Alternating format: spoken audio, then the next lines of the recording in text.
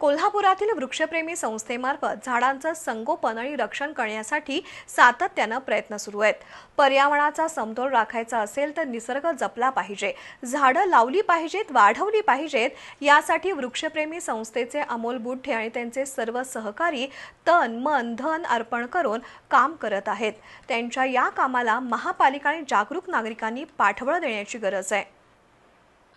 अमोल बुढे आणि त्यांच्या सहकार्यांनी वृक्षप्रेमी संस्थेमार्फत पर्यावरण रक्षण आणि संवर्धनासाठी कृतिशील उपक्रम आखले आहेत।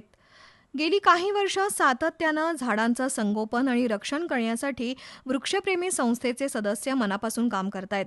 प्लास्टिकच्या रिकाम्या बाटल्या आणि स्मशानभूमीतील तिरडीच्या काठ्यांचा कल्पकतेनं वापर करून नुकतीच ट्री गार्ड निर्मिती कार्यशाळा पार पडली। हल्ली मिनरल वॉटरच्या रिकाम्या बाटल्यांचा कचरा ही एक डोकेदुखी बनली आहे।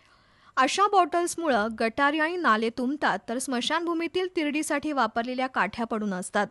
वृक्षप्रेमी संस्थेनं त्याचा पुनर्वापर करत ट्री गार्ड बनवले आहेत। कसबा बोर्ड्यातील 100 फुटी रोड इथं वड, करंज, बेल, भोकर, तिकोमा अशा झाडांचं वृक्षारोपण करण्यात आलं आणि त्या झाडांना प्लास्टिकच्या रिकाम्या बॉटल आणि तिरडीच्या काठ्यांपासून बनवलेल्या ट्री गार्डचं संरक्षण देण्यात आलं। त्यातून वृक्षप्रेमी संस्थेनं एक नवा सकारात्मक विचार दिलाय। दरम्यान गेल्या 2 आठवड्यात वादळी वारा आणि पावसामुळे अनेक झाडं उन्मळून पडत आहेत। काही दिवसांपूर्वी कोल्हापुरातील शाहू मैदान शेजारी असंच एक 20 फूट उंचीचं वडाचं झाड कोसळलं।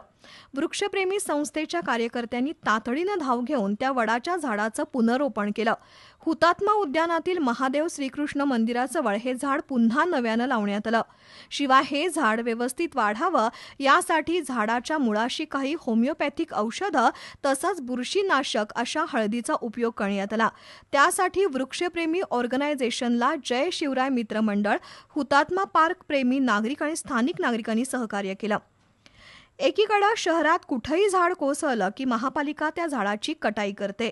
वास्तविक महापालिकेनं जर ठरवलं तर अशा कोसळलेल्या झाडांचं पुनर्रोपण करणं महापालिकेला अवघड नाही, पण कोसळलेली झाडं तोडण्यातच महापालिका धन्यता मानतेय। पुनर्रोपणाच्या या मोहिमेमध्ये अमोल बुढे, महादेव मोरे, विद्या पाथरे, मनीषा शिरोलीकर, पांडुरंग पाटील, निलेश देसाई, सचिन पवार, साजिद शेख, नंदकिशोर देशपांडे, संदीप देसाई, अनिल धस, तुषार बांदेकर, अरुण पोद्दार, श्रीकांत दळवी, राजेश शिंदे यांनी सहभाग घेतला।